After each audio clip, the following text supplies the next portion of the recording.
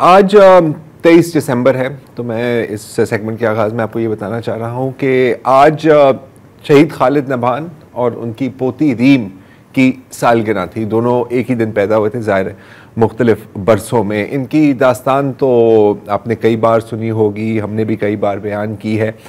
और लेकिन ये सिर्फ एक दास्तान है। गज़ा में इस तरह की लाखों दास्तानें हैं। कुछ पिछले 15 माह में तकरीबन रोज़ाना हमने आपको सुनाई हैं और कुछ ऐसी है जो हम कभी नहीं जान सकेंगे।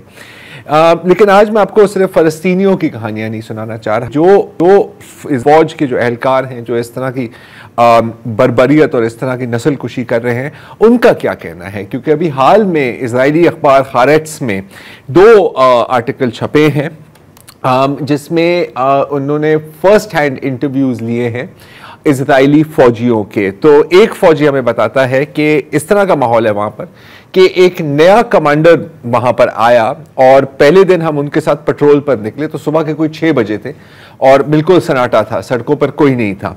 और वहाँ पर एक छोटा सा बच्चा, शायद 4 साल या 5 साल की उम्र होगी, वो अपने घर के बाद रेत में खेल रहा था। वो कमांडर उसकी तरफ भागते हुए जाता है, ज़ोर से उसके बाजू को पकड़ के मरोड़ता है, उसका हाथ टूट जाता है। फिर वो बच्चा चीखते हुए ज़मीन पर गिरता है तो वो उसकी टांग के ऊपर अपने बूट के साथ स्टॉम्प करता है ताकि उसकी टांग भी टूट जाए। जिसके बाद 3 बार वो उसकी पेट पर लात मारकर वापस अपने फौजियों की तरफ आता है। जब फौजी पूछते हैं कि सर ये आप क्या कर रहे हैं, तो उसने कहा कि आपसे भी मैं यही उम्मीद रखता हूं, ये जो बच्चे हैं ये बेहतर हैं कि जिस दिन पैदा हों उसी दिन इनको कत्ल कर दिया जाए। तो ये जो फौजी है वो कहता है कि मुझे उस वक्त एहसास हुआ कि जो दूसरी जंग अजीम के हमने मनाजिर देखे थे ये बिल्कुल वही हैं, लेकिन सिर्फ इस बार हम नाटसी हैं और ये यहूदी हैं।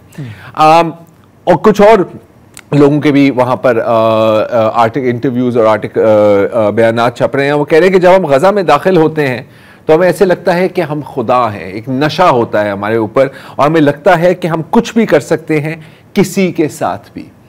और इसका नतीजा ये है कि इस वक्त गज़ा में हर 30 मिनट एक बच्चे को कत्ल किया जाता है।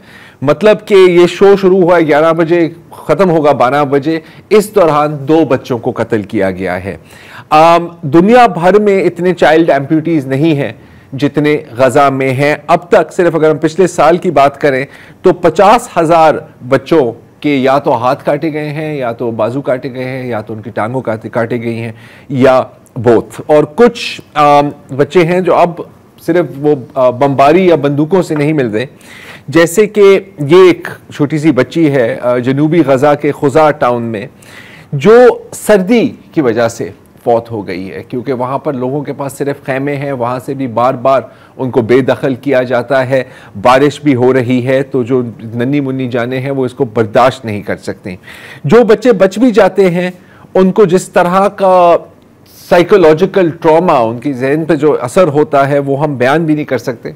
जैसे ये जो लड़की है, समा तबील नाम है इसका, और ये आप इनकी ज़बानी ही सुने कि इनके साथ क्या हुआ। كتير بتخوف الحرب وأنا كمان خفت كتير كتير كتير كتير خفت بالحرب نحل شعري من الخوف। और जाहिर है कि क्योंकि वहाँ पर कोई अद्वियात नहीं पहुँच रही, वहाँ पर साफ़ पानी या इस तरह की कोई चीज़ें नहीं पहुँच रही, तो वहाँ पर बीमारियाँ भी फैल रही हैं। अगर आप ये फुटेज देखें, ये है मरियम, इसकी उम्र 6 साल की है और इसके पूरी जिस्म के ऊपर एक अननोन स्किन डिजीज़ है। अब क्योंकि ज़्यादातर डॉक्टर्स को भी कत्ल किया गया है, ज़्यादातर अस्पतालों को भी तबाह कर दिया गया है, तो इनका ये नहीं पता कि इनका क्या इलाज हो सकता है। ये एक और लड़का है, 13 साल की उम्र है और ये गज़ा में भी नहीं है। ये इसका नाम मैं नहीं जानता, लेकिन ये यरूशलेम से है और ये इज़राइल की जेल में था। और ये है जो इसकी टांगों का हाल हुआ है, क्योंकि जेलों में बाकायदा जब जानबूझकर बीमारियां फैलाई जा रही हैं ताकि ये सारे माजूर हो जाएं। और सारी इसकी ये वजह, और जो गज़ा में जो हो रहा है उसकी ये वजह है कि वहाँ पर कोई साबुन, कोई हाइजीन, कोई क्लीनिंग प्रोडक्ट्स, कोई अद्वियात दाखिल होने की इजाज़त नहीं दी जाती। ये तो मनाज़िर हम रोज़ाना देख रहे हैं, लेकिन आज मैंने कुछ ऐसा देखा जो मेरा ख्याल है कि बंदा कभी नहीं भूलेगा। और ये है मुसैरत कैंप के विजुअल्स, जहाँ पर कुछ फ़लस्तीनी रेस्क्यू ऑफिसर्स वहाँ पहुँचे लोगों को बचाने के लिए। और वहाँ पर उनको सिर्फ लाशें मिली, और ये हम आपको ब्लर करके दिखा रहे हैं क्योंकि ये इतने हॉरिफिक है कि हम इसको विदाउट सेंसर चला नहीं सकते। हर जगह लाशें पड़ी हुई हैं और हर जगह जंगली बिल्लियाँ और कुत्ते इन लाशों को खा रहे हैं। और ये एक एक्सीडेंट नहीं है, ये एक पूरा मंसूबा है, एक पूरी प्लानिंग के साथ होता है। अभी उसी हारेट्स की रिपोर्ट में पढ़ा था कि इजरायली फौजी बता रहे हैं कि जो नेट्सरिम कॉरिडोर है, 7 किलोमीटर की पट्टी है जो गजा के बीच में वहां पर मिलिट्री बेसिस बना रहे हैं, वो कह रहे हैं कि इसके इर्द गिर्द हमने एक इनविजिबल लाइन खींची है जो किसी नक्शे पर आपको नहीं मिलेगी, लेकिन हम इसे कहते हैं लाशों की लकीर। और यहां पर जो भी फलस्तीनी दाखिल होता है उसको मार डाला जाता है, और फिर हम उन लाशों को हम वहां से कलेक्ट नहीं करते, हम इंतजार करते हैं कि वहां पर कुत्ते आए, वहां पर बिल्लियां आए, उनको खाएं, क्योंकि हमें पता है कि जो गजा के जो लोग हैं वो अपने लवाकिन की लाशें ढूंढने के लिए कुत्ते बिल्लियों के पीछे आएंगे, क्योंकि उनको पता है कि अगर यहां पर कुत्ते बिल्लियां जा रही हैं तो यहां पर लाशें हैं, और फिर हम उनके मोर्चे लगा के उनका इंतजार करते हैं और फिर हम उनको भी कत्ल करते हैं। मतलब कि उसको एक डेथ ट्रैप बनाया हुआ है। और ना सिर्फ ये, हमें ये भी बताया जाता है कि एक कंपटीशन वहां पर चल रही है कि जैसे कि अगर 99 डिवीजन ने 150 फलस्तीनियों को कत्ल किया तो दूसरी ब्रिगेड कहेगी कि हमने अब 200 को कत्ल करना है, और हमें बाकायदा शाबाशी दी जाती है। एक फौजी हमें यह बताता है कि एक कोई दूर से कोई बंदा चल के आ रहा था और हम सब ने कहा कि इसको मारो।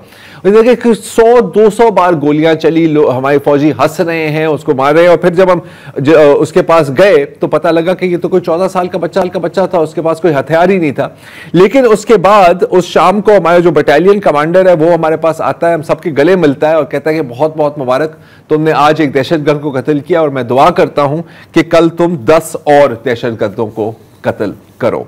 तो ये है वहां की सूरत हाल, और इस दौरान मैं आपको ये भी बताऊंगा। और जाहिर है कि ये, और इंटरेस्टिंग बात ये है कि ये इजरायली मीडिया रिपोर्ट कर रहा है, वेस्टर्न मीडिया CNN BBC वगैरह, वहां पर इसका कोई आपको जिक्र नहीं मिलेगा। आखिर में मैं आपको ये बताता चलूं कि जो आखिरी स्लाइटली फंक्शनल हस्पताल है गजा में, कमाल अदवान हस्पताल, उसको भी इस वक्त चारों तरफ से घेर दिया गया है, उस पर शेलिंग की जा रही है, उस पर फायरिंग हो रही है। वहाँ के जो डॉक्टर साहब हैं हुसैन अबू सफिया, उनका कहना है कि मुझे पता है कि अपील करने का कोई फ़ायदा नहीं है, लोगों ने हमें, दुनिया ने हमें अपने हाल पर ही छोड़ दिया है, लेकिन मैं फिर भी अपील करता हूँ कि मुझे कोई ना बचाए तो मेरे पेशेंट्स को बचा दे। क्योंकि जैसे हमने माजी में कई बार देखा है, कमाल अदवान के अस्पताल में के ICU में भी लोग भरे हुए हैं जो वहाँ से शिफ्ट नहीं किए जा सकते। और ये जो आप वीडियो देख रहे हैं ये वहाँ की नियोनेटल वार्ड की है, जहाँ पर छोटे बच्चे हैं जो इंक्यूबेटर के बाहर जिंदा नहीं रह सकते। और जैसे आपको अच्छी तरह से पता है कि पिछली बार जब इजराइल ने वादा किया था कि नहीं हम इन बच्चों का ख्याल रखेंगे, 1 माह बाद जब लोग वापस वहाँ आए तो सिर्फ इनके बच्चों की हड्डियाँ ही वहाँ पर थी।